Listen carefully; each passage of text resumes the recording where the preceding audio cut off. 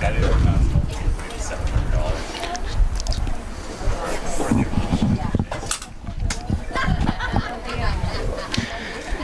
everybody. Good afternoon. Welcome to Arlington, Massachusetts for today's matchup between the Arlington Spy Ponders and the Melrose Red Raiders. It is October 1st, 2024. We're here at Warren Peirce Memorial Field for a Middlesex League matchup. Looking down the matchup here. First of all, I'm joined in the booth by Peter Headland. Peter, how are you today? Hello. Good to be in the booth with you, Alex. Peter's a long-time as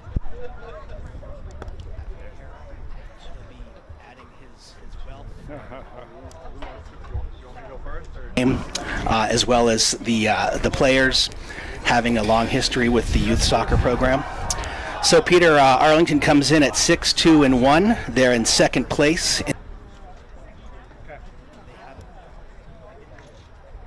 Okay. If you believe those sorts of things, then the 25 is pretty good. Melrose is 3-5-1 in 10th place, and their power ranking is 199.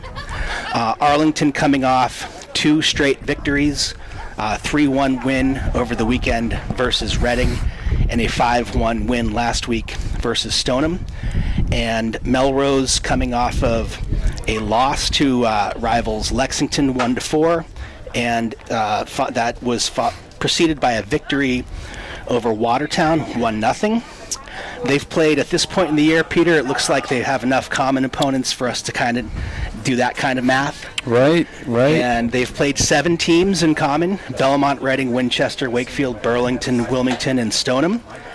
Melrose 2-4-1 against those teams, Arlington 5-2. Right.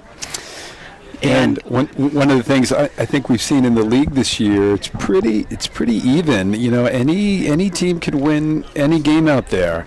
And in the game of soccer, you know, the ball bounces one way or the other, or you run up against a really good goalie. Anything can happen. So. Indeed, excellent point. So another thing that I try to do. Obviously, that's the analysis that we go into every game with, and you never know. But we do have some information from this year and last year. This year, the freshman team won 5-0. Last year, the 3 teams, varsity, freshman, and junior varsity, they went for a total of 1-1-1, with the varsity team winning, freshman team tying, and freshman team winning, varsity team losing, and JV team tying. All right, Peter, let me set the lineup here. Sure. We have goalie Shea Pilati-Newton. We have what I assume is a back 4. Meantime, Peter Cloherty with a shot wide. We have number 2, Rohan McAuliffe from left to right, Nolan Koopman, and who's that, number 4? That's Rand Markowski. Yeah, first game he's started this year, replacing the injured Luke Headland, and Rand's coming off a bit of an injury. Good to see him out there. Have you watched many of the varsity games? Watched most all of them. Yep. Mm-hmm. Okay, good. Because I've watched, I believe, 3, and I also. I'm kind of I like watching whatever I can watch, so I've watched the games that ACMi Sports has shown as well. So it's good to have somebody with maybe a little more knowledge of the team. My analysis is based upon what I see and not necessarily anything historical. Continuing, we have Alex Burke at right defense.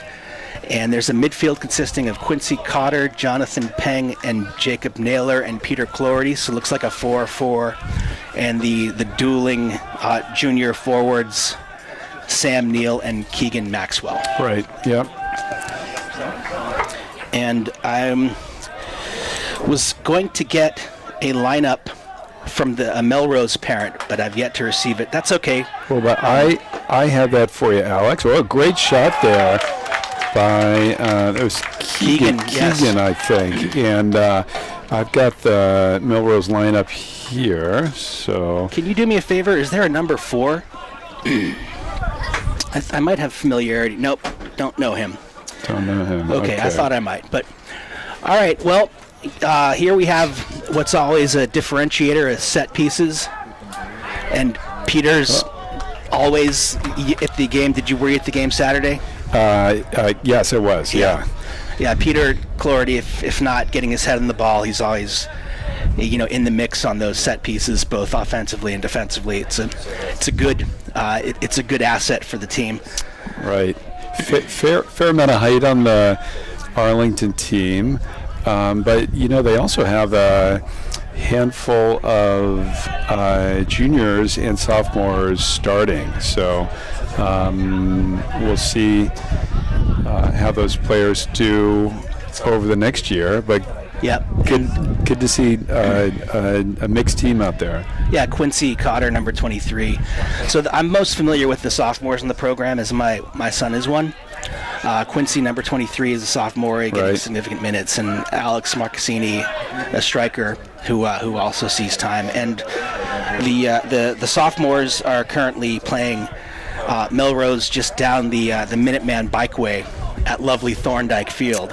Exactly. Yep. They have the honor and pleasure of playing at Thorndike. Good old Thorndike. Yes. Yep.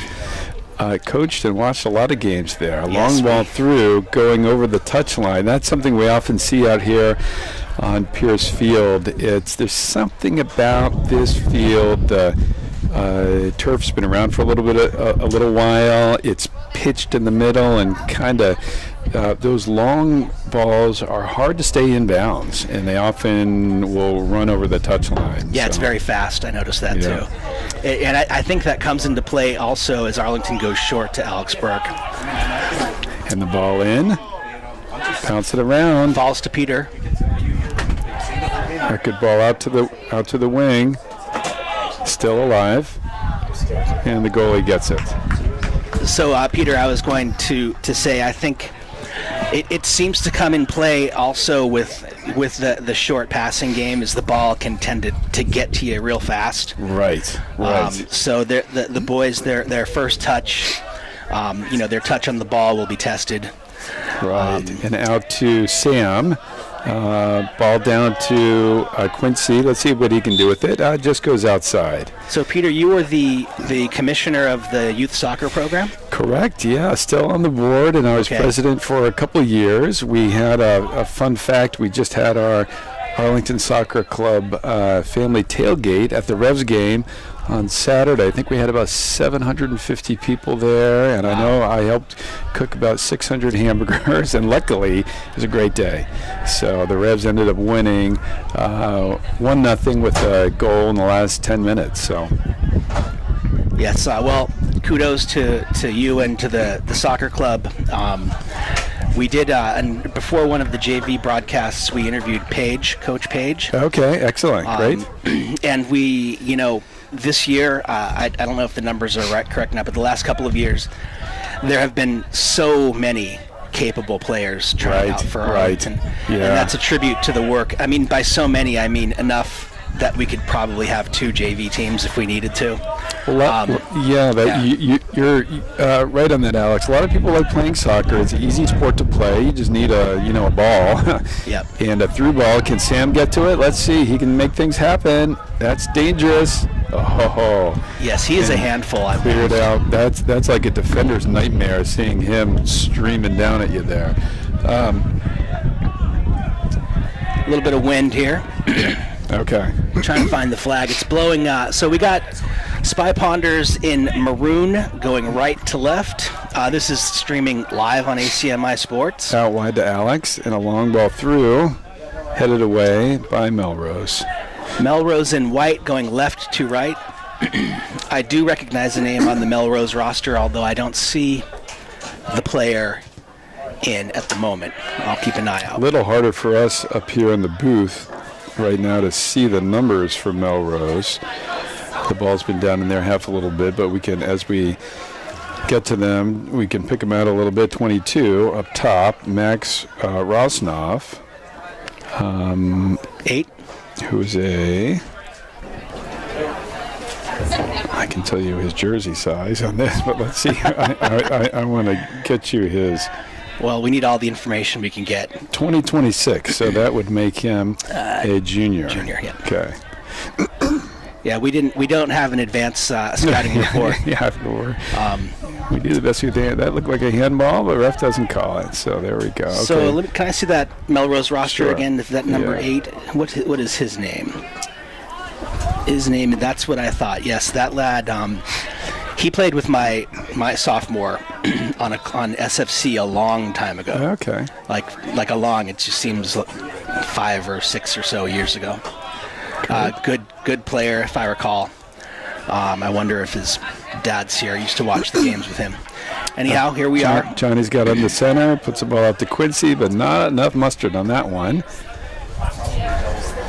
Taken over by Sam. So my observation from last game was that they play this back 4, and they have Johnny Peng, who I've been informed is known as the Flash. The Flash. He is fast. He started off on one of the outside backs, but coach has switched him into the middle, and then you can kind of see his speed. A nice takeaway by Alex there. Let's see what he can do with it. A long ball up to well handled by Keenan, and then out to Rohan. Can he? Staying with it. It's number 2, Rohan McCullough there, and Melrose throw. So, Peter, I was going to say they have this back 4, of which your son played very, very well on Saturday, and along with it, with like a heat-seeking missile at a holding midfielder position. So can be. Rion tries to make a move around the defense, and there goes that fast surface again. Right. So it's a very sound defensive. Right. And here I see them playing out of the back, which I did not see over the weekend.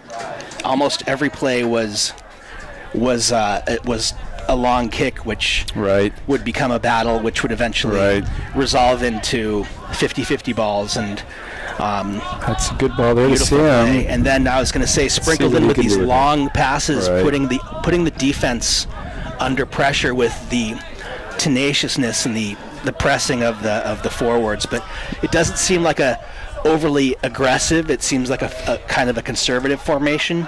A little bit more defensively oriented. But as they say, the best offense is a good defense. Is that what they say? They do. And maybe they say the best defense is a good offense. So figure that one out, right? Good point.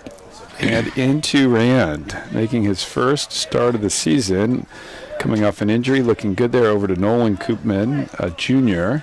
Speaking of injuries, Peter, I know you mentioned your son with a hip.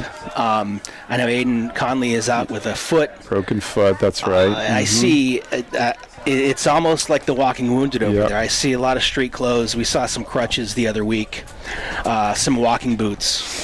Do you happen to know who the other injured players are? It's interesting, and they carry a pretty big roster, I think 25. And interesting, the goalie is really taking this kick. That's sort of a gutsy thing to do, but for Melrose. And you think, well, 25 is a big roster for soccer, and it is. However, they basically had 5 or 6 people injured or out for every single game this season. I know that's a good shot by Melrose. Wow, that was close. Boy, the keeper was really hoping that went wide.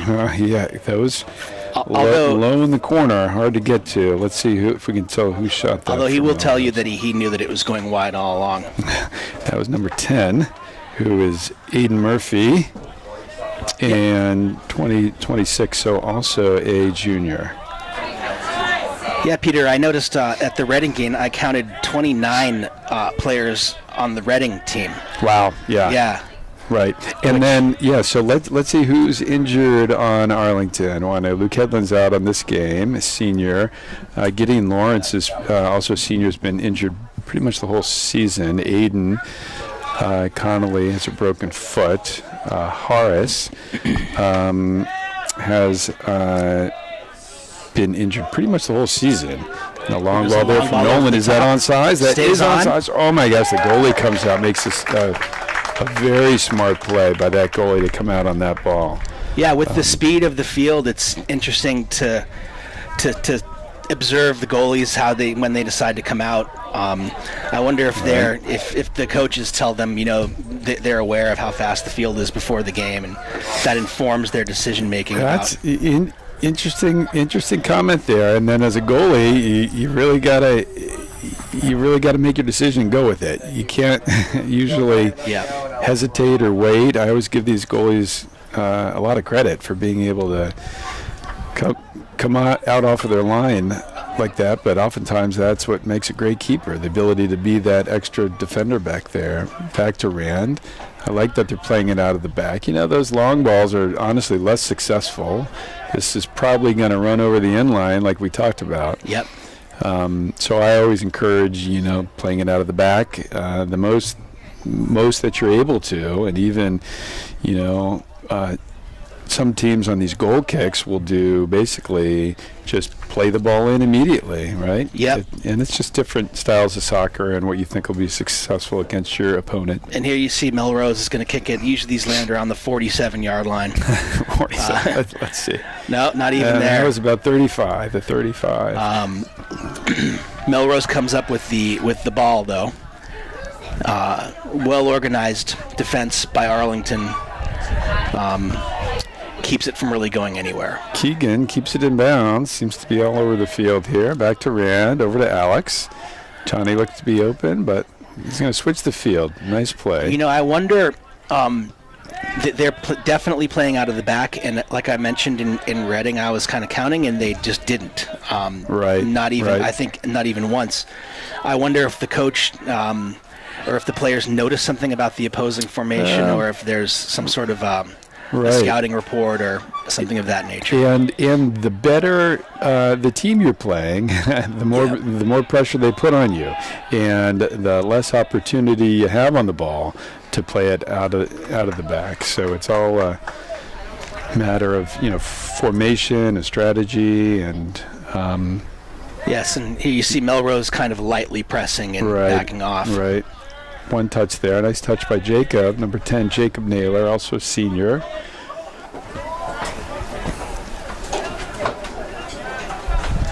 So, Peter, you mentioned you have your son is a senior, and you had another player in the program? Yeah, my older son, Kai Hedlund, was on the team last year. He's a freshman at Cornell. Not playing soccer on... the official team. He might play a little intramurals or something like that. What a great place to go to school. Yeah, he's enjoying it there, but loved his time with the Ponders and Coach Yadzio. And it just out there for Melrose, and looks like it'll be a Arlington throw. Nolan takes it, switching the field to Rand. Well, if you believe that the records of the freshman and varsity teams or junior varsity teams over the last 3 or 4 years, you've got to think that the future's bright. Although this year is turning out quite well for these guys as well. Sneaks through and to the goalie, right? Yeah, there's definitely a deep program. We were talking about that earlier, Alex. I think we have about 2,000 kids in the Arlington Soccer Club in any given season now, which is great. And it's an easy sport to play, and a lot of kids play straight through high school. We have a robust... they still play bays, right, throughout. Right. We have a robust fall program for kids who aren't playing on the high school teams, and spring program. At that point, kids want to play with their friends and get out there on the field, and so it's definitely been successful. I'm always a proponent of kids playing multiple sports, and it, keeps it fun. Our motto in the soccer club is keeping it fun, and sometimes when somebody will specialize just in one sport, you could become great at that sport. That's also sometimes where we see a lot of injuries. Yeah, because you're focusing on all the fast twitch, all the movements. Exactly, the same kind of movements, but lots of multi-sport athletes out here now. Into Jacob, number 10.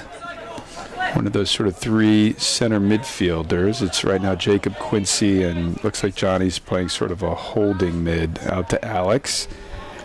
Pretty dynamic player, Alex. He has some good foot skills. A long ball, that'll go to the keeper. Yeah, he both of my sons played with him on opposite ends of the, when they're 7th and 8th grade. When he was 7th, my 8th grader played with him. When he was 8th, my 7th. Okay. In other words, both. Johnny wins that header over to Peter Clority. Another multi-sport athlete. Peter's a starter on the varsity basketball team. And there's Rohan. Interesting with Rohan. So Rohan's a junior. And had been more of a midfielder and maybe even up top. And there was an opportunity on the outside back, and so I don't think, I was speaking with his parents, I don't think he'd ever played that position before, but coach put him in, tried him out there, and he's been doing really well there, and that's a testament to what I always tell the kids. You can't just be one position, because if you get to the varsity high school level and they need a left back, and you say, "Boy, but I only play striker," well then guess what? You're either on the bench or you're not on the team. So kudos to Rohan, and you can see that he can move the ball forward. He has that offensive ability too, so he's doing quite well in there. Indeed, and I noticed at the game this weekend the back four, including Luke, they started and played the entire game. Yeah, and that's always the advantage on Coach Yazzie on this team. Will often, not always, but often keep the back line in, and because you want that consistency and that communication is really important. And if you get a confusion back there, you can give up a goal. So that's another advantage of being able to play defense. Sometimes it gets you a lot more playing time. And a testament to Rohan's versatility. I've seen him play in club scenarios before. He always would, if I remember correctly, he played against the teams that I was rooting for. Right. He was always holding or attacking in the center of the field midfielder. So. Yeah. Good for anybody listening who's looking to make the team. Right. Don't put yourself into an individual position. Yep. Work on everything. And Rohan steps in nicely with a nice Quincy ball. Gets a first touch, and Sam, what is Sam going to do with it? He's going to make a couple moves. Sammy Neal can beat a couple people. It looks like he can beat two. He got two. It's hard to beat 10. Not three. I've actually seen him get through 3 or 4 for sure. He's a dangerous striker. Good one touch back there by Johnny. Grant has it over to Alex. So interesting. Arlington seems to have a little bit more of the control. Pretty composed in the back line. It's these passes, those are the kind of long ones that are kind of scooting through. They're having a hard time breaking. Making that next move, but they'll figure it out. The wind is blowing that way too, Peter. Yeah. I don't know how much of a difference that makes. Yeah. Maybe they need to play that ball from further back. I mean, that ball was played from almost up towards the 50s. So right. That or put maybe a little more air under it. The two of the goals that were scored at Reading, one which was the penalty kick. Yeah. 2 of them were based upon balls that were up in the air that they put the Reading defense under. They put the onus on the Reading defense to make a play on the ball. Yeah. And in both cases, it's hard to do if you're turning around and running to get the right touch on the ball. And in both cases, the ball squeaked out to the right place from an Arlington perspective, and it resulted in really made the difference in the game. A little touch there by Sam. Couldn't quite go through the Melrose defense. Long ball forward. Yep. And should be a goalie, Shea, playing it with his feet there. An important part of being a goalie, being able to play in the field as well. A little anecdote on that. Last year, Finn Napelio was a former goalie for years, quite a good goalie on the select teams in Arlington growing up, and then he took a year or 2 off and played some other sports, football, lacrosse, and wanted to play soccer his senior year. Made the team, and he made it as the starting center back. And we always told him when he was our goalie, we'd play him in goal half, and on the field half. Rand loses it there. They called a foul. And he said, hey, thanks for making me play in the field, because his senior year, he was a walk-on and made it as the starting center back. So having a goalie like Shea or any of these goalies be confident on the ball with their feet is super important. Okay, Alex has got it here. Let's keep an eye on Peter here. He can reach the penalty spot. Smart play by Alex. I kind of like that. Let's see what Jacob can do with it. Not a lot. Falls down, but oh no, yeah. That's a Melrose kick. Jacob was Melrose kick. Maybe the ref saw something from that angle that we didn't see from up here. Yeah, Jacob tried to sell it a little bit, but the ref wasn't buying it. A little cooler day here on Peirce Field. Kind of cloudy, but still pretty nice. Probably mid-60s. Quincy has it. Over to Jacob. To Peter. So far, no subs for either team, I believe. No subs. We're well into the first half. 23 minutes into the first half. We're each kind of seeing how it goes. If you look at the Melrose bench, less opportunity to sub over there. Looks like they probably have a handful of players who could come in the game. Looks like one is at the 50 who might be entering. Nolan's long ball and scooting through.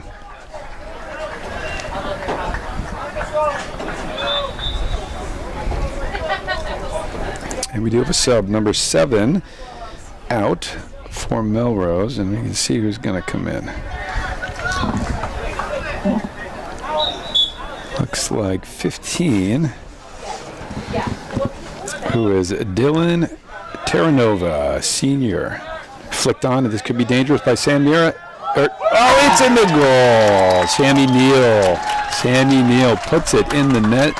One of those bouncing balls. Beautifully struck with the outside of the right foot. Drives it home. Great goal.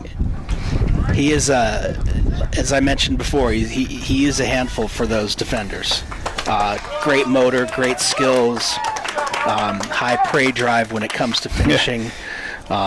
He also gets his knee over the ball, and coach is going to congratulate him. Sam. Congratulations, Sam. Come join me. Comes out, and Dennis Keneally comes in, also a senior.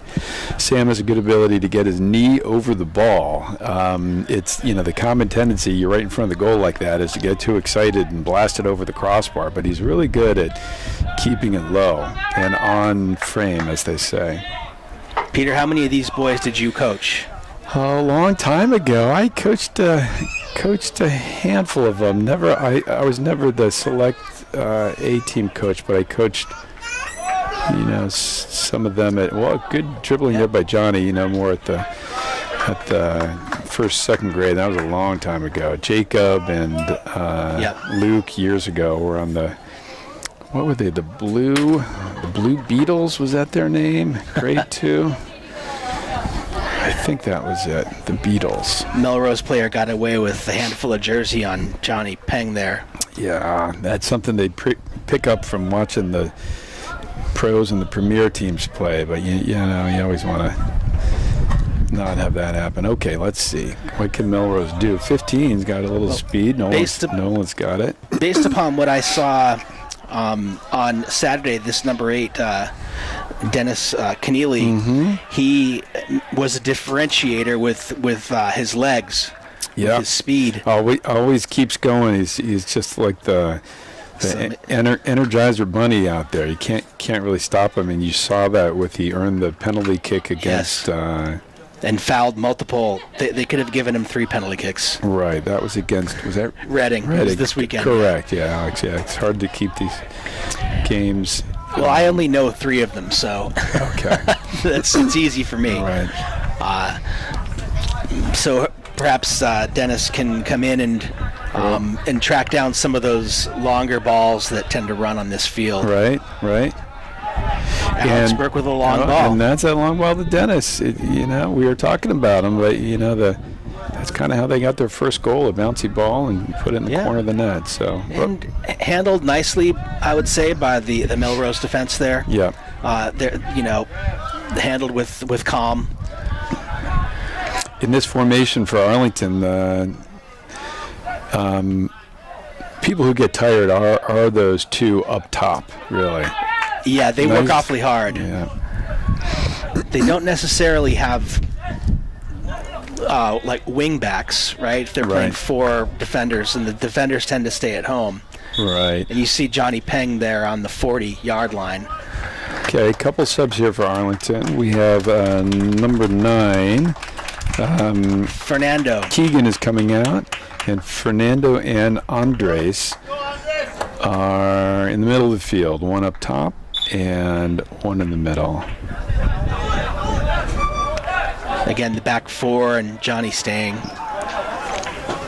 Wide to Peter. Long, and that's Andres. Wants to get that touch on the ball. Okay, throw down there. We might see Nolan Koopman. He often does these throwing opportunities down in the offensive third. He can get it in there. Get it quite a distance. You guys have the Melrose roster, right? Yeah. Nolan with the throw. Bouncing Too around. tall for Peter. Played out by Melrose. And Arlington resets.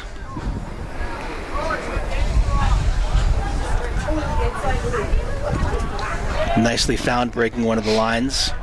There's Andres with the ball. The ref thought about it for a second. I saw the whistle go up to the mouth and becomes a Melrose throw. Looks like number 3, Daniel Muller, who is a senior, took that throw. Takeaway by number 11. Got some speed over there from Melrose. Beat a couple people, but not number 3.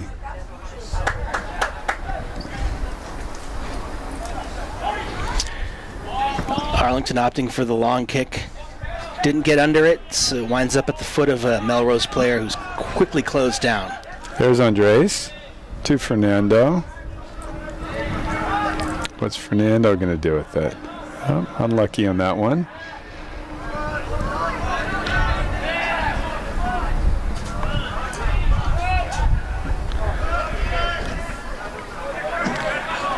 Good pressure by Arlington. The ball takes a bounce right to a Melrose player who concedes possession immediately to Johnny. See some of that speed from Johnny and Alex.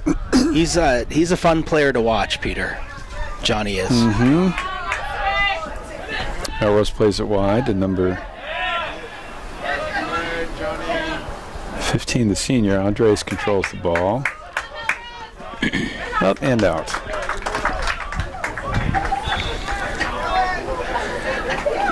Goal scorer Sam Neal coming back in for Arlington. Peter Clority. Right, he's taking a break.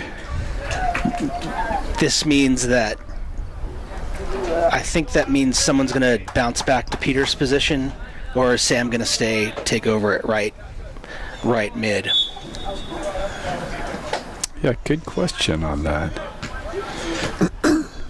Flick on by Melrose. Yeah, no one makes a turn.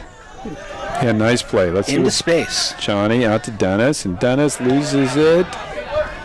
Good tackle there by number 14, Brendan Radzik, a senior from Melrose. You can see the strategy taking place here, Peter, with the Arlington team having a lot of room in that sort of defensive area of the midfield. Right. And then trying to send balls and either connecting or hoping for bounces. Definitely trying to put pressure on the Melrose defense. But this is Arlington is afforded lots of space in this area. Another long ball, too strong for the attacker, picked up by the goalie.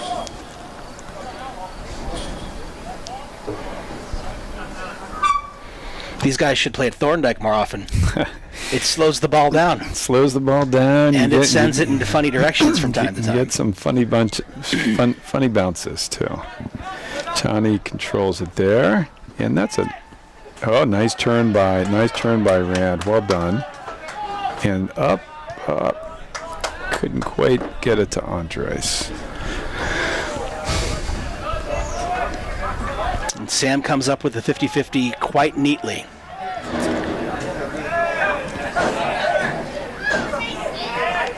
Jacob takes a tumble, and Andres tracking back on defense. That's when you coach a team and you say who plays defense. The right answer is everybody. Fernando, great turn. Up to Andres, out wide. Beautiful What can pass. Dennis do with it? Right to the feet. Oh, Offsides. Offsides. Well-found pass. I think a lot of coaches teach to pass it to the feet of the striker, right? Like, let the striker make the play. Right. To the feet. I'm going to trust the ref, as the refs, as we say, they have the training, and typically they're in the right position as well. Right. Always got to trust the ref. Oh, tricky by Nolan. That could have been dangerous, and that was offsides. Right. The minute you start worrying about the ref's calls, you're in trouble, because then you're not focusing on your own game. And generally, the referees make it right. You might win a game, you might lose a game on a call, but it is what it is. So, Arlington dwelling on the ball a bit too much there. Yeah, a little too nonchalant. Alex has got it. What is he going to do? Let's try this side over to the left to Nolan and to Rohan. Pass to Johnny wasn't there. Secondary option. Jacob sends a beautiful pass left to the speedster one down time the left. On the left foot. Oh, Dennis is unhappy with that. I believe offsides again called by the... No, I think it's a throw-in. It was out. Ref was right there on top of it. The JV still 0-0. Now we've got another sub. Jacob comes out, and in number 14, Nathan Dobro, another one of the players who's been out sick a little bit. Looks like he is feeling better. Sam with the turn. Draws the foul. Gets that call. Yeah, I didn't see much of a foul there, but no. This is a dangerous position. It's straight on. Right. What do you think they're going to do with this? I mean, this kind of ball, you know, if you send it into the middle, you don't have the right angle for a header. So we'll see if they decide to go short with it, or maybe send it out wide and get a better angle in for the cross. Too hard to. Well, interesting. There you go. Now you can shoot it. Well, it's off of a Melrose player. Saved by the keeper. Oh my gosh. That took a funny bounce. Almost snuck in the goal. Good save by the goalie. Still trying to figure out who the goalie is. I'm not sure. That came off the Melrose player's foot with some pretty intense spin on it. I think that the goalie did well there to keep that out of the net. Oh, good hustle by Johnny. And the keeper has it. Just over 5 minutes left in this half. And I've been told that they stopped keeping the time on the scoreboard at 5 minutes. Is that correct? At 2 minutes. Okay, thank you. In the first half, it's 2 minutes. End of the game, it's 5 minutes. And the reason they do that is because the official time is kept on the field by the referees. If there's any stoppage time, I don't think there will be really any here. But then people aren't, counting down the way you would be in football or something like that with an official clock. Yeah, I would call that a form of crowd control. Right. Good touch there by Andres, bouncing around. What can Fernando do? Play by the defense. This is what I was talking about. Oh, interesting. Okay. Melrose goalkeeper's name is Mateo. Mateo is the Melrose goalkeeper's name. Yeah, okay. We'll look that one up.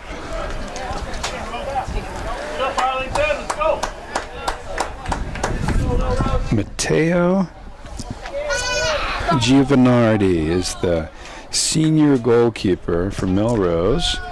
Having a pretty good game so far. Nathan's got the ball. What can he do with it? Smart play. Well, it's the right idea for the pass. It was the right idea. Not exactly accurate, but close. And Arlington regroups, resets it back to Nolan, out to Alex Burke. He's been sending this ball on a switch. Yeah, maybe he'll... Today he finds...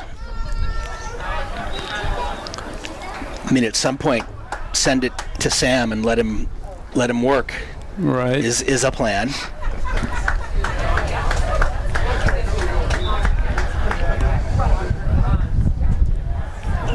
You can hear the wind a little bit on the microphone, probably. A little windy out here today.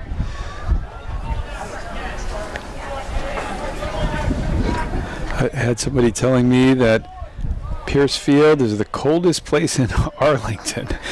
Is that right? I think that's obviously anecdotal, but they... If we're rating fields in Arlington being cold, I would have to say McLennan Oh, Field. McLennan. Yeah, that's funny. That was Easily. That was Steve Moniak who made that comment, and he said McLennan was a close second. Maybe McLennan is 1, and Peirce Turf is number 2. Oh, and a good play there by Melrose. So beat a couple people, but couldn't quite get it by Rand out to Nathan, and settling it down. Smart play. I think sometimes when the weather takes a little bit of a drop, especially if you get any rain, you're on these aluminum bleachers. It can be a little chilly. That's but you know what you do, Alex? You just bring your little seat cushion. You're good to go. Rain jacket. I mean, whenever I go to games at McLennan, I do the arm test outside. Right. And then I add or subtract about 15 degrees to the arm test. Exactly. And it took years for me to learn that. So if there's anybody with young kids who plan on spending a lot of time at McLennan over the next years, that's the McLennan scouting report. We've gotten so far the Thorndike report and the McLennan report. I was going to ask you might know if there's a break in the action. I'd love to hear a report on the status of the fields. Including this field. And Poets Corner and any other activity that might be happening in the Arlington Fields. If you strike me as someone who might know about those things. You used to be involved with that a little bit more, but they, always got a lot of players and limited space. So always hard to find fields. That's honestly why turf fields are out on Rohan. Good pressure there by number 20. Can use them all year. 22 for Melrose. Let's see if Melrose can make anything happen. All it takes is one bounce. One bounce, one shot in the right place. Could be a tie game. Under 2 minutes left in the half. 1-0 Spy Ponders. Little hesitation in the back there, but eventually cleared out. Pushes it out. Let's see if Dennis can sneak up there. That was a good play by the defender under significant pressure. My senses were tingling as that ball was sent down and the Johnny, good hustle playing up to Sam. Let's see if they can sneak another one in over to Andres. What can Andres do with it? It's taken away. Unlucky. And Melrose with the attack, but not really significant numbers, Peter. Right. That was a good give-and-go play. And the Melrose player appears to be offsides. Interesting, he was offside. It seemed like it may have been played by Arlington. Can you be offsides if the other team plays it to you? Well, ref makes the call. Should be about end of the first half.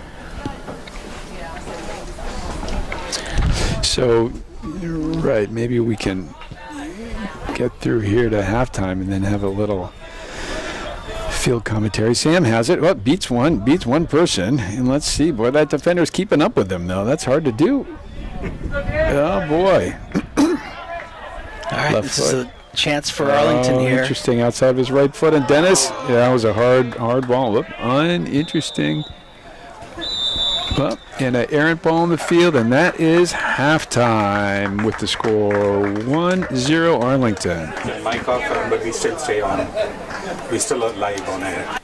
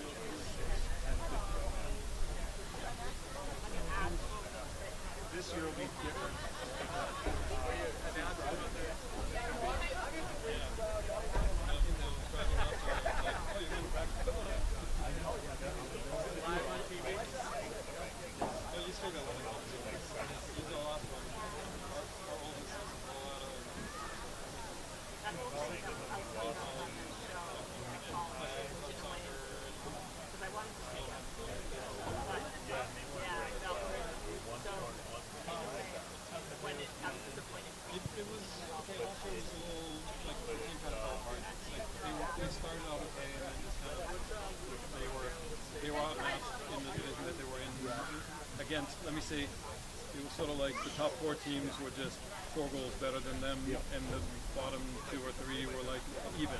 So they had a couple of games where it was like good games, but the rest of them were just like, and it was like playing against a national team kind of thing. Like, okay, they just didn't have the power to stick with them. We found it was unbelievable how much the season had been pulled in terms of people participation, engagement, injury. Like people would be there sometimes, and again, no one on the side.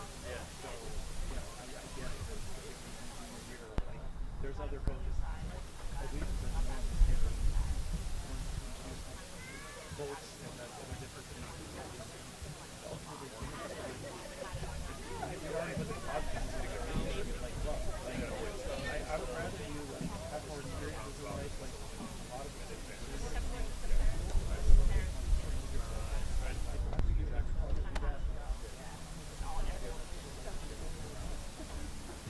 Well, you'll play. My daughter was in that situation. She was like kind of really good team, but on the other end of the team and stuff. She was having fun.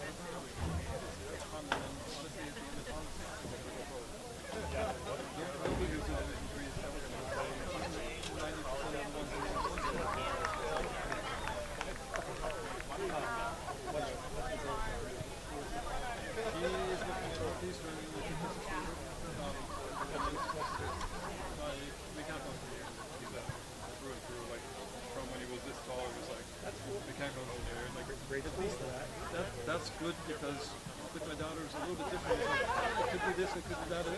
So that adds to the stress of picking a college because you're also picking a major. He's like, I got the major. Just got to pick a college. So that's good. Great because you can judge because the mechanical engineering department could be great at a not great school or vice versa. You could go to a school that's fantastic but actually it's crappy programs. Yeah, no, he's seen, our friend group, we have kids in my daughter's grade, so he's seen all of their different colleges, big experience.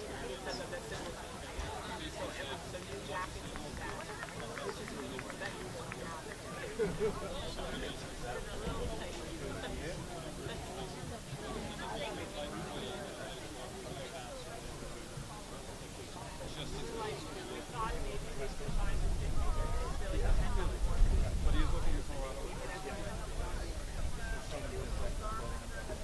Yeah, I know.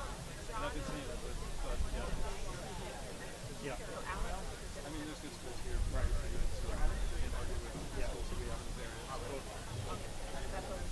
We'll see. Filling out applications and get through that process. Yeah. Now it's for discussion, right? Yeah. I mean, for him, a lot more stressful than assistant. Assistant was a lot more like, gotta do this, gotta do that. Now it's like, yeah, we know what we need to do. We know what we need to do. He's been through this. Seems like that's what it is for you. Been there. Then we probably get a discount sometime or something.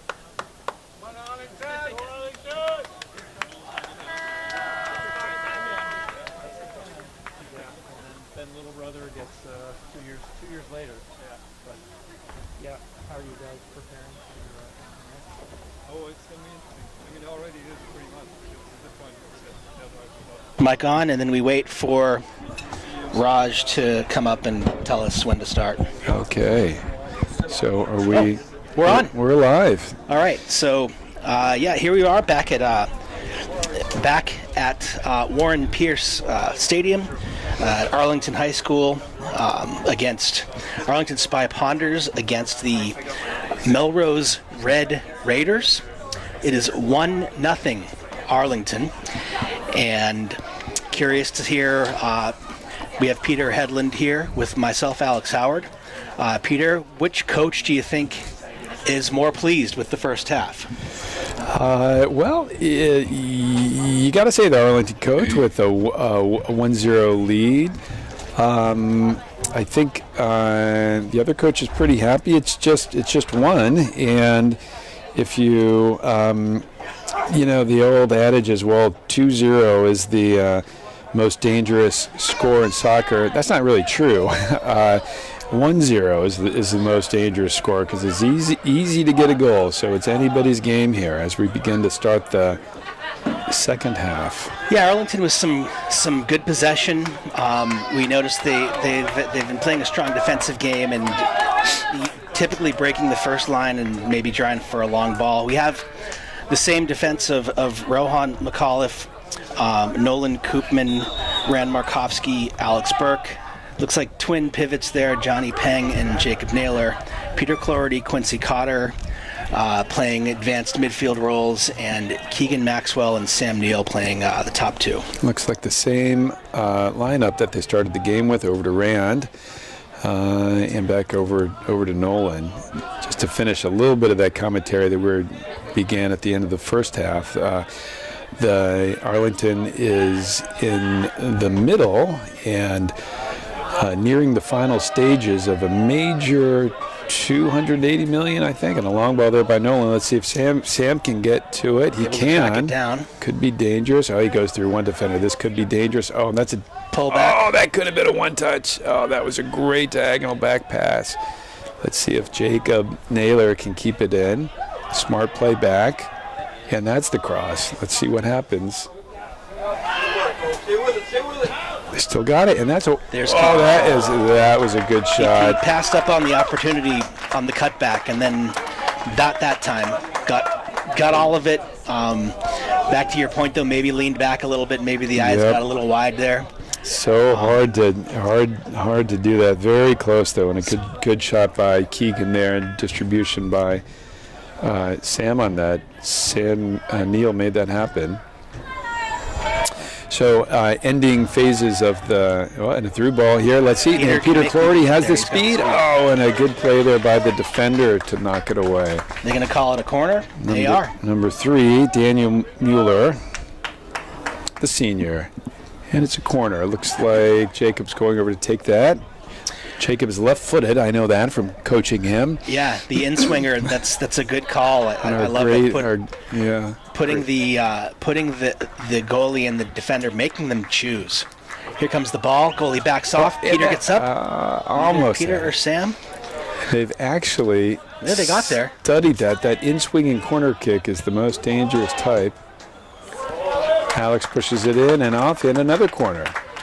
I've seen, at least at the club level, coaches who tell their teams they take strictly in-swingers and they basically put it at the goalie every time. Right. And it's chaotic, but the chaos that happens in that area, can be very beneficial to the attacking team. All right. They kept that in. Nolan is still up there. I think they kept it in. Positions. They did keep it in. Alex has it. Yep. And they have Johnny Peng covering for him. And you can see they'll probably switch back here at some point, but right now they're inverted. I always think that switching position is such a smart thing to do because as a defender, you get used to guarding one person. You kind of, somebody else shows up in your spot. Sometimes you don't know what you should do. Keeps it. Peter, that's something the JV team does really, really wonderfully. They do a lot of that. Alex pushes it in, bouncing around, and cleared out. It also it demonstrates the players have a tactical awareness of the game. Their heads are in the game. They're always thinking. It demonstrates a lot of sharpness. Took a little bit too long with it, and Alex gobbles that one up. He has space and plenty of numbers. What can he see here? Keeps control. Good. Over to Jacob. Likes that one touch. Finds Quincy. To the feet. Oh, that's Sam on the left side. So Arlington finishing up a $280 million Arlington High School building project, and they're in phase 3 now. But that will end up with a couple more fields. Where will they be? They will be over there. I'm pointing to my left. Cross by Jacob, and Sam gets to it. Good hustle by Sam. And the goalie's ball. So there will be, as we're looking at the field here, you can almost see it beyond the Melrose goal.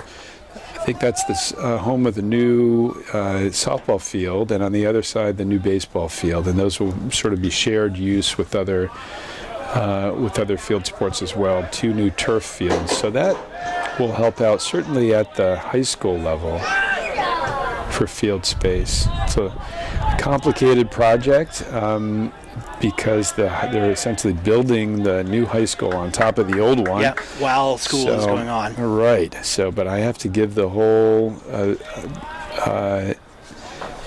building project committee and the designers a lot of credit for a great project.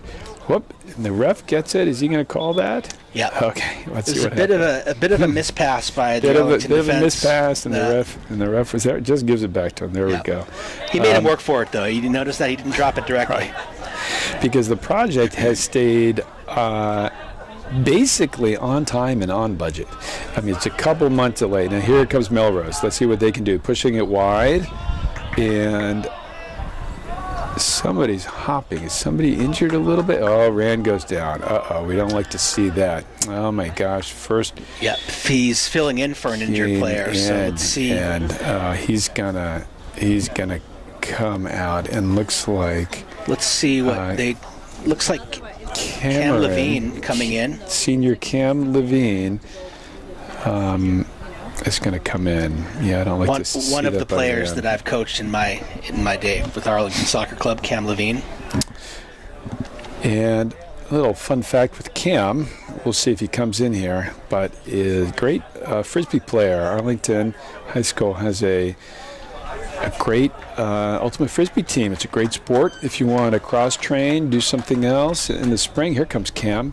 And Cam is in the Arlington team, won the state Division I championship last well and did well on the national tournament this summer. My son, Luke Hedlund, also plays. Also, senior Harry Malloy plays, and Rand plays. So 4 players on this soccer team are on that ultimate team. And Cam actually plays for the United States national frisbee team. That's quite a pedigree. Yeah, so good to see number 21 Cam in there. And he's got the ball right now. Subbing in for the injured. You were mentioning before about cross-training in different sports. Now, it seems that frisbee might share a lot of things with soccer as far as the movements and the way that you move your body. Right. It's a great sport for staying in shape. You run a lot. Yeah. And then spacing on the field, you really can he's going to shoot that up. Sam is dangerous from there, but of course, if you're good, you can make the frisbee move around and over people. So it's a neat sport to watch and learn, and a lot of people play it in college and intramurals or something. Well, we'll keep an eye on it this year. So anyways, and finishing up that comment, basically on time and on budget project, which is pretty remarkable. I should knock on some wood or something around here for a project of that scale and magnitude and, frankly, complexity with 4 or 5 different phases to stay basically on track like that. So up to... Right, and while keeping school going too. Well, yeah, I know. Sort of like remember the Big Dig. They had, of course. Right. We can't say things like on time and under budget when talking about that project, but kudos to the organizers. And we look forward to seeing the finished product. Right. I think the athletic fields are part of the end of the project. No. Correct. The last phase, right? And I think the whole thing is scheduled to be complete September of next year.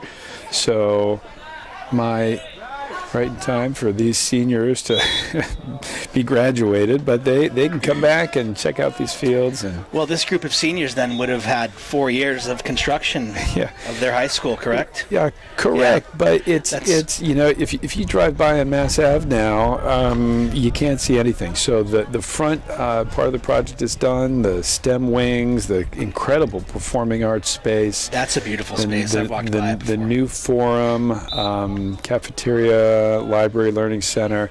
So really a lot of spaces are already complete, and now they're working on the gymnasium and athletic spaces, a handball there by Jacob. And then the last phase will be the site work in the fields this summer and fall. Okay, so Melrose has it just around the 50. Good opportunity for Melrose. They haven't shown much of connecting by the way of connecting passes, so I would sort of suspect this one might go long. It does right into Jacob, who repels it, and there's Sam Neal with a karate-style tackle. The karate-style jump. And there's Nolan. And out by Cameron, back in the box.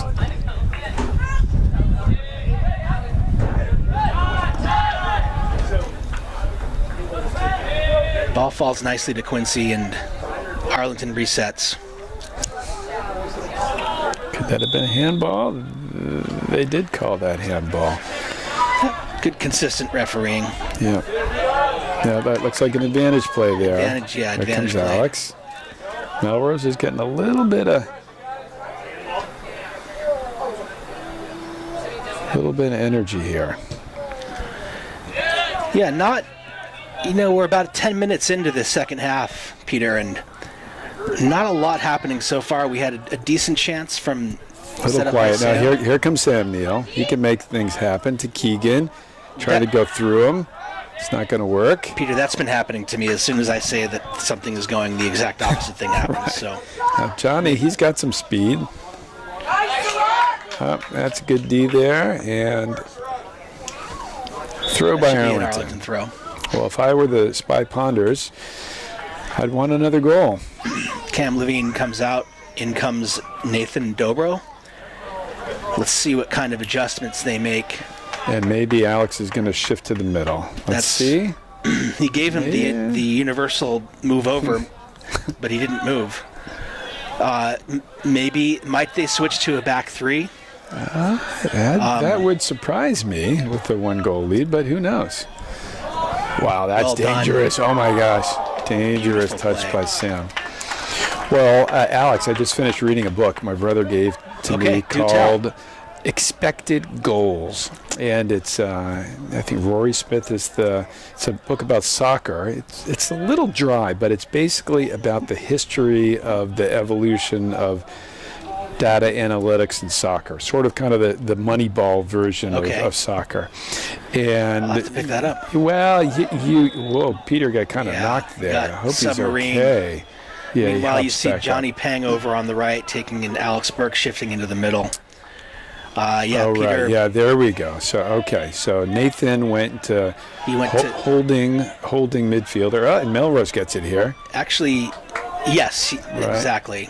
And then Johnny to over. right back, which had been his traditional position for a while, and then Alex shifting into the middle, and that's why it helps to be able to play a lot of different positions. You get a handful of injuries. The Spy Ponders have had 3 injured players at center back now, so don't foul him. The ref will call that. Oh, that could be dangerous. Shoulder to shoulder. Oh, wow. Melrose player. That was a smart play by Nolan, but boy, dangerous on Melrose. Yeah, and I now think Sam, he was attempting to cut the ball back, but Peter making didn't that get run down the technique wing. Exactly right. Well, Sam taking it on his leg. Oh, look at that cross. Oh, my. Oh, no one is at the far post. That would have been a tough run to get way over there. But good effort by Sam Neal, having a great game today. I am very, very impressed. As I mentioned, I've watched a few games. He's always struck me as a very talented, industrious player, but today he's downright dangerous, Peter. Downright dangerous. He's a weapon out there. I heard my little story. My son Luke and Sam went to preschool together, Arlington Children's Center, and Sam was an athletic kid, always climbing around on the monkey bars, and okay, flicked through by Keegan. Can Quincy do anything? My younger son went there, and all they did was play soccer. Oh, here, Peter With Clarity. the move. What is he going to do? Tried to sneak it through the defensive line, didn't quite make it. Probably would want that one again. Now, Alex, let's see. That's a smart pass. I can't quite get through that last line. Pressing they're here, stacked. Johnny. There's 7 of them back there, Right. Peter. Yeah. So in this book, Expected Goals, they talk a lot about, the sort of like in Moneyball and baseball, how data analytics sort of took that over 20 years or so. And it took a lot longer for soccer because it's a different game. And Yeah, it's a lot more fluid. I mean, Right. baseball is a fascinating sport, Right. but there's a lot of, at any given time, a lot of people are standing around. right, a dangerous ball through. That gets by Rohan. And once you get in the box, anything can happen there. A penalty kick, a handball, who knows? Here we go. It's And Melrose. the great equalizer, the corner kick. Let's Gets see a if our corner. boys have what it takes to get this clear. It's good hustle by number 1 there on the wing. We'll pull up his. Melrose appears to be playing 4-5-1. Producer Raj informing us Melrose is playing 4-5-1. Very defensive. And I think that was Ali Abidi.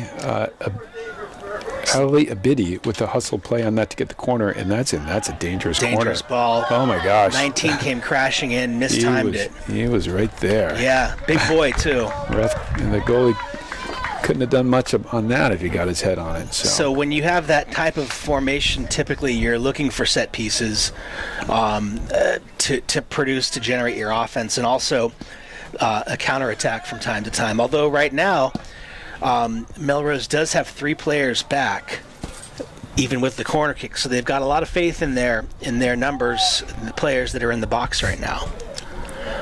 looks like it out too far. Try to save it and can't quite save it. So, anyways, interesting book, Expected Goals, and they get into some of the, now that data has really, at the high levels of soccer, taken over. And Rand coming back in. Great to see Rand back on the field. That could have just maybe been a hamstring or something like that.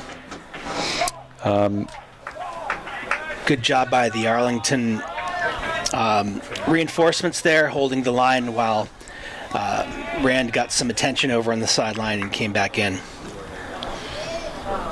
Pretty consistent lineup from the Spy Ponders in the second half. Yeah. Not a whole lot of change. Maybe a function of the injuries, but... And maybe the tight score. I, for one, would leave Sam Neal on the field. Yeah, he is an engine that doesn't really turn off. Certainly hasn't today. Coming out wide. This is a player who's been doing well for Melrose, number 17. Sirak Araya, who is a 27 sophomore. Boy.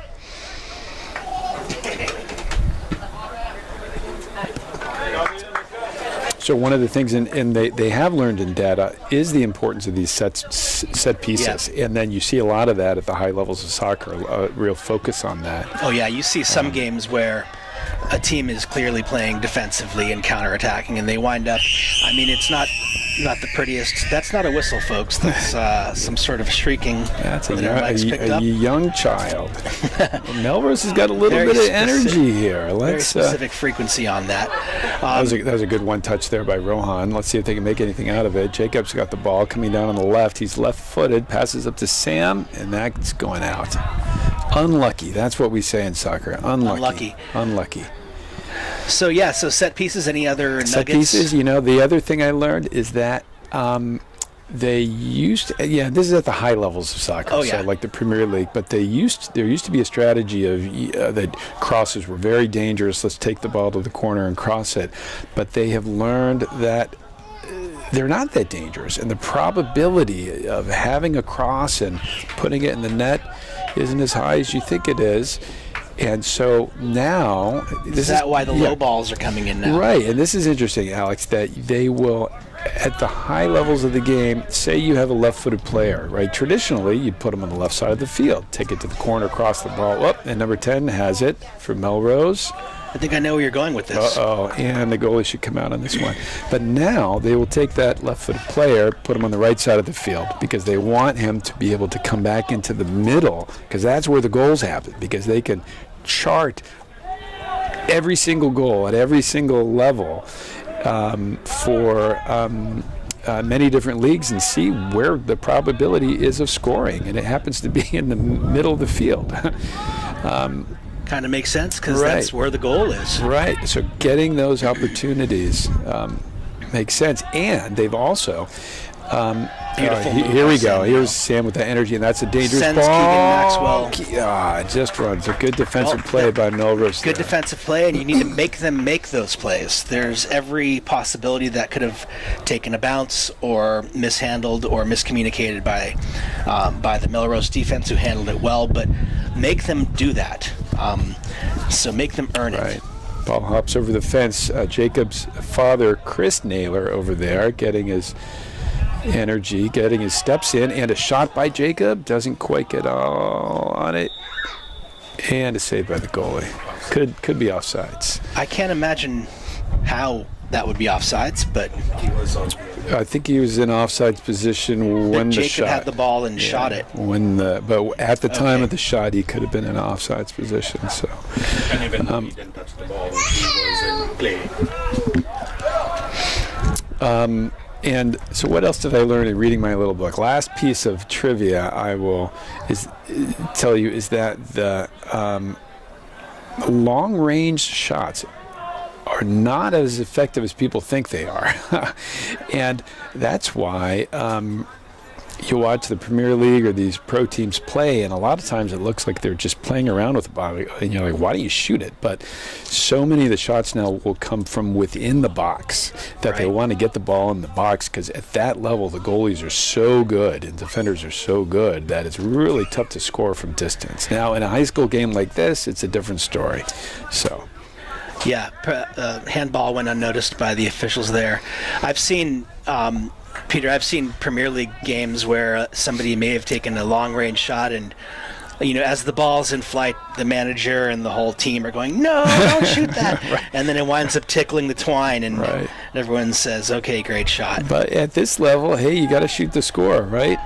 So let's see. And these, all these keepers are highly competent, but I mean, especially a day like today, the elements aren't necessarily coming into play. But if it's a rainy day, the ball's slippery, the field's slippery, you need to take advantage of those situations. Follow the shot. Right. If a lot of these games, especially now, not today, it's cloudy, but and on this field, I've noticed that the sun can play a role at this hour. Right. Make them uncomfortable. Now, who's in the corner there? That's 23 Quincy. Let's see, he can beat somebody. Back to Johnny. They're packed up nicely there, though. There's your long shot. Now that's a shot. Not a bad one by Sammy Neal.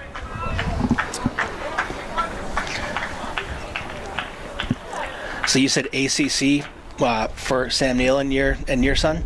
Yep. Yeah, that's, as I mentioned, my son went to there as well, and they all played soccer in that, even as however old they were, kindergartners, during the recesses and whatnot. Great program. Luckily still around. I think they just renewed their lease there. That was a big thing in town. Happy to have that as part of the community. We have this Arlington sub. Fernando comes in. Jacob goes out. And Nolan, somebody right on him. Nolan, well composed. Very well Smart composed. To Fernando. Now, this is where a coach you get a little nervous, but they're keeping their composure, the Spy Ponder defense. A couple more passes and they might be free. It's also really frustrating for another team to have to chase the ball like that. Good move by Fernando. And into Quincy. They work well together. Fernando is excellent about positioning his body and not like that. Unlucky there to give it up, but not letting the other team be able to get the ball because he's in the way. Nice spell of possession here for the Ponders. Some good ball movement. Sam out wide to Alex. Alex can take this forward. He's got options. He has some skill. Melrose pokes it away. Back to Fernando. Whoop, look at that. Turns on a dime and out wide to Rohan. It's a good way to approach a 1-0 game. Just keep the ball. Just keep the ball. The other team can't win if they don't have the soccer ball. Can't win if they don't have it.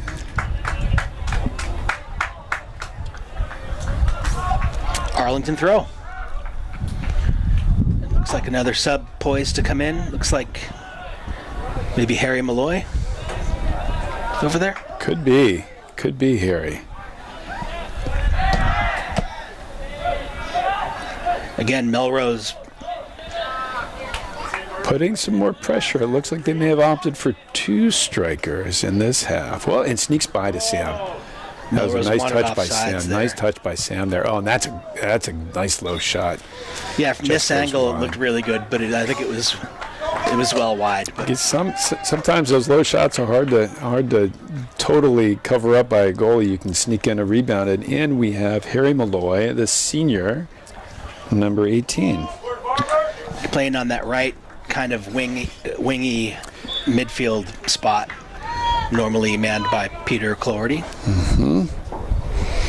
It was twin day for the Arlington Spy Ponder soccer team, so you had to dress up like somebody else, dress up as your twin. So Harry and Luke wore matching outfits. Were they the twins? They were twins. I thought you were going to tell me like the actual twins were honored, such as yours, your kids. No. Just you got to dress like somebody good. There are a number of twins in the program. I believe Keegan is a twin. Oh, is that right? Okay, and that could be dangerous. Also, Alex Marcassini is a twin. He's a sophomore. Oh, right. His brother is on the JV team. Oh, and that's almost on target there. Nice of him to get his body turned. He's having a bad quite a game. game. Looks like he wants number 2. Let's see if he gets it. Little sub here. Keegan coming out and That's Jacob Quincy coming out.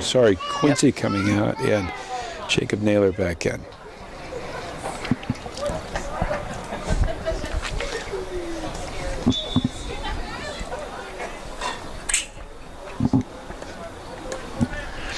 All right, let's see what this lands in the 47 or the 48. And right at the 50. That's a nice boot. The Reading game, our keeper landed, I think, 3 in a row at the exact same spot. Right. Nice step by Harry to get in the way. And Johnny up to Jacob, and Sends Keegan through the keeper. pretty dangerous Should be- ball, but that keeper comes out. Yep. Yeah, he had plenty of real estate there. Some smart goalie play by the Melrose goalkeeper. Got some hustle by number 1 there, and he gets the ball. Looks like it was out of bounds. Not much protest from the Melrose bench, although the Melrose parents seemed to think that it wasn't. Hard to tell the out of bounds from this vantage point over on that side, but you can always watch the reaction of the different teams and coaches. And of course, if you trust the ref, you can always watch the ref too. Always got to trust the ref.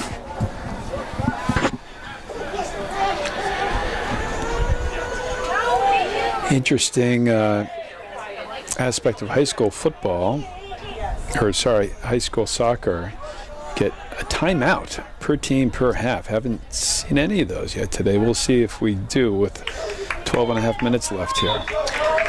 In one of the games that I commentated on, I believe it was the 1-0 Lexington, and look at you. How about that? How about that? It's an Arlington timeout. Arlington timeout. They're going to try to. We have a soothsayer in the booth. All right, Peter, tell us how this game's going to wind up. They're going to figure out how to batten down the hatches for the last 12 minutes here. So I was saying that it was the first half, and there was 15 seconds left on the clock, and Arlington won a throw-in down at their attacking end, and the coach called a timeout. Oh, right. And I thought, that's brilliant. This is really smart tactical coaching. It reminds me of a basketball game where there's all this advance the ball, call a timeout, draw up a play. So they drew up a play and nothing came of it, but at least the intention, the intention was there to use use all of the rules to your advantage. And we were talking about just know the tactical awareness of the players. It's great to know that you have a coach that is tactically involved in the game too. Right. It's a smart idea to stop it a little bit. It's always been a funny part of the game to me. I've never really quite come to understand the timeouts in high school soccer, but it's part of the rules, and coaches. Yeah, I've got no problem with it. A lot of non-soccer fans think soccer's kind of an odd sport. Like, what do you mean? Like, a tie is okay? What do you mean? Right. How come the clock says 0-0-0 and they're still playing? And right. And the ball's in. Here we go. 12 minutes left. That could be dangerous. Keegan could run on that. Smartly headed back and played out by the goalkeeper. Worked out well for Melrose. But again, I'm always a fan of making them make a play, and I have to say that the Johnny Peng climbing the ladder there. Yeah, he did. Look at that. Now, Jacob, smart play. Now, come on, Fernando. Let's see what he can do. Pushes it forward. He's surrounded by White. Beats one player. Takes a tumble, but no call by the referee. If I'm not mistaken, Melrose might have another player up top. They could even have. Would they have three up top now? I'm not sure. Well, they've got 4 behind the right now. Yeah. So where'd they come from? Hard to know.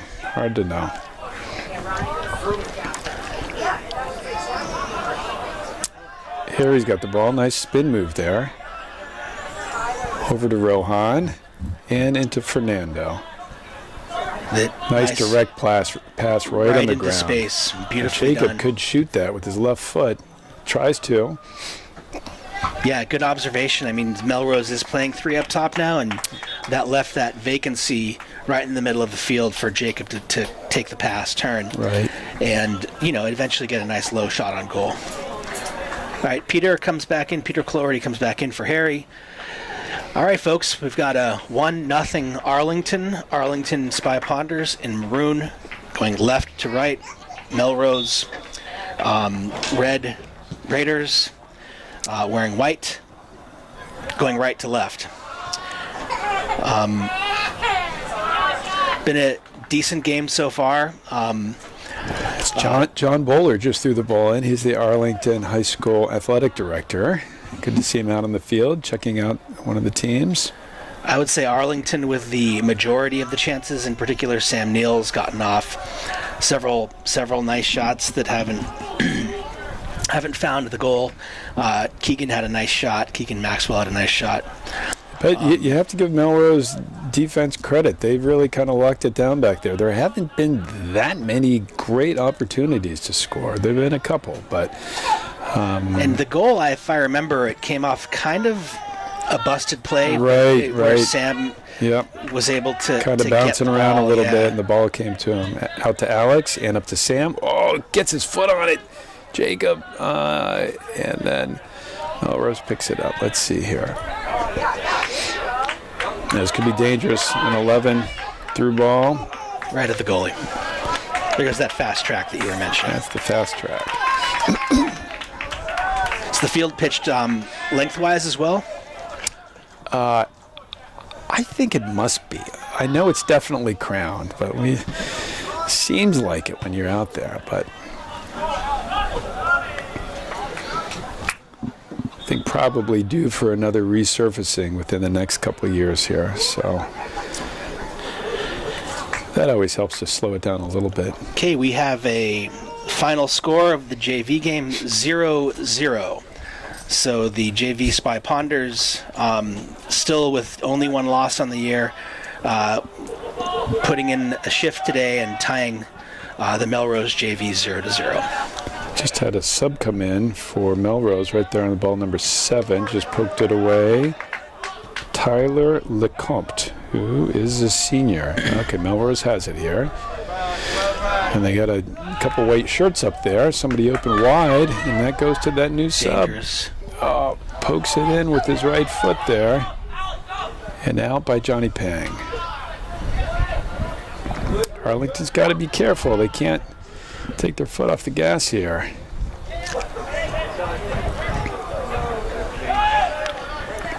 Definitely Melrose with more pressure than we've seen thus far. Oh, he gets... They called offsides. Gets that offsides call. Lot going on there, Peter. I was wondering that there was a hard challenge over on the side, and I think the ref called an advantage on that, but actually got the offsides call. The Ponders living a little dangerously in the last couple of minutes, and they clear the ball where it's sent back by the Melrose defense. Nice hustle by Fernando to win the ball. Good hustle by Fernando. And Get look around at his the way man. he can just stop on a dime like that. It's always good to see. Johnny with it. Smart possession play with the two of them. Up to Keenan. Keep an eye on Sam Neal over here. Kind of lurking over on the Lurking side. with lots of space if they can somehow. Oh, that's a nice switch. play by Fernando. Oh, boy. Put on a bit of a show over there. Yeah. Still in play, but Melrose takes control. Oh, Johnny runs by that. Melrose has numbers down this side if the ball That's can get through. that's a good ball. And good defense. That was a nice defensive play. Arlington's defense not in Smart. the best of formation there. Now, As the game loosens up. this could be dangerous if that doesn't go out. Wow, the wheels on number 13. Pretty impressive. Let's give a shout to Malik Sayeg. Very fastly closing down on Sam Neal. Looks like that'll be a corner, or they're Calling for a throw-in. On a throw. Hard to see down there. Hard to see.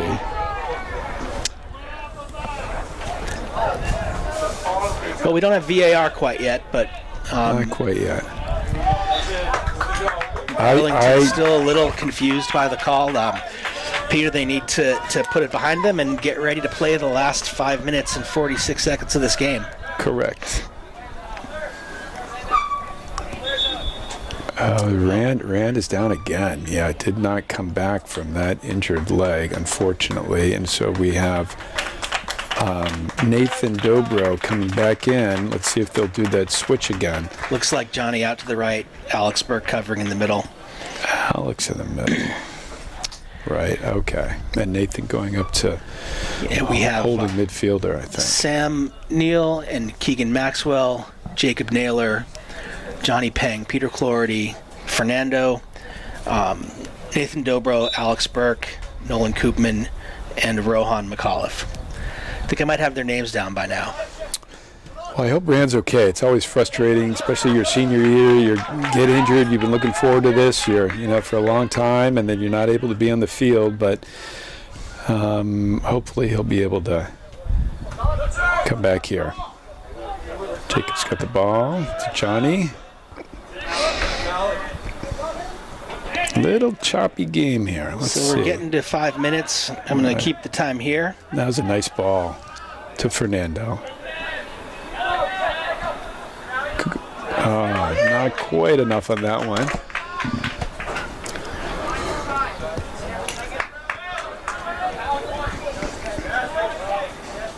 Here goes Sam. 1 on 3, 4. Oh, that's a good defensive play by number 10 there. Nice takeaway by Nathan. Alex shielding the ball. Melrose definitely ratcheting up the pressure. And Nolan clears that.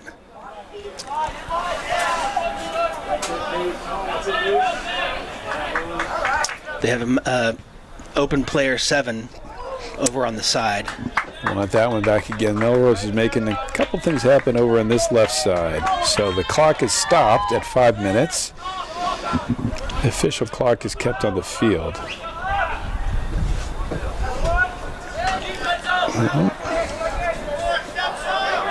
Good control play by Nathan. Now that's a smart play there. That could be dangerous. Yeah, this is where you want to send him. And he earns what most certainly is an Arlington corner kick this time. Good defensive play. Will they do a short corner? No. Melrose picks up on that. It may be a little too early for that tactic where, although in the 2 games that I've watched, they do that awfully well.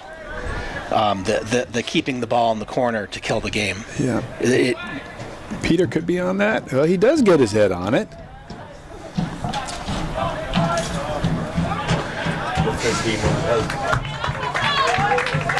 Looks like Sam Neal has come up a little bit slow here. Could be a little bit tired. He's been running around the whole game. I'm tired just watching him. Got to give credit to the Melrose defense. They've been staunch all game, with the exception of one untimely mistake. They've kept the ball in front of them. That's a good ball up to Peter.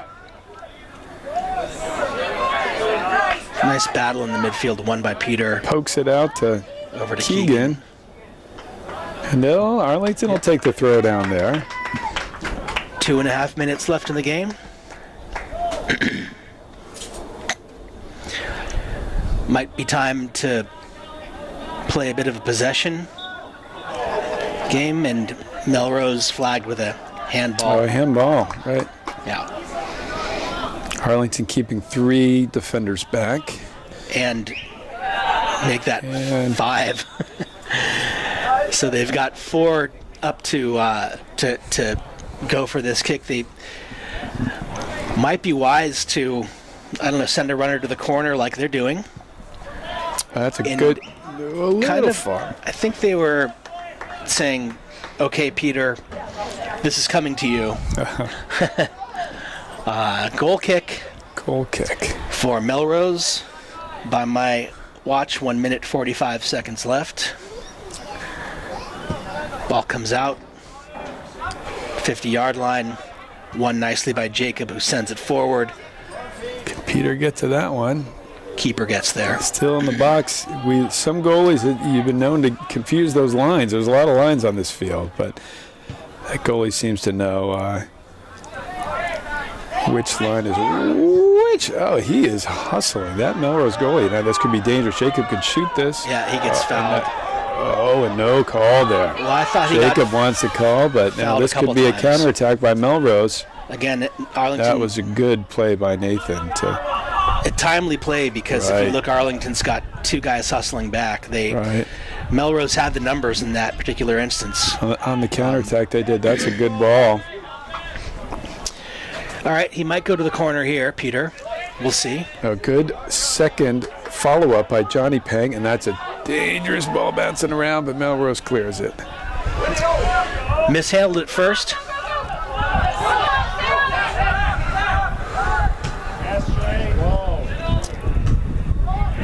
Kind of bouncing around the center of the field a little bit here. Both teams. We're down to 30 seconds here, so now we're close to the end here. Melrose wants to see Melrose put the ball selling in the box. out. They want to. This might do it. Let's see. Delay. They're calling delay. Up to Keegan. Back to the middle. That'll go out. All right, let's watch the refs here. There he goes, checking his watch.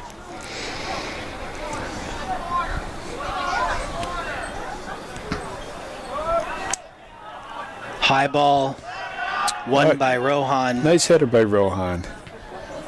Melrose gets it. Can they muster a last gasp? They might. Number 8. Oh. Coolly handled by Arlington. That should be it. Melrose getting a little tired. Well, Peter, it's been a pleasure having you in the booth. Alex, nice meeting and chatting with you. It has been a pleasure, Alex. You're a good announcer. I appreciate that. Being here in the booth with you. Final score, 1-0. Before we sign off, we want to mention this is being brought to you by ACMi Sports. So if you are enjoying these broadcasts, please consider volunteering or contributing to ACMi Sports. And we are signing off from Warren Peirce Field.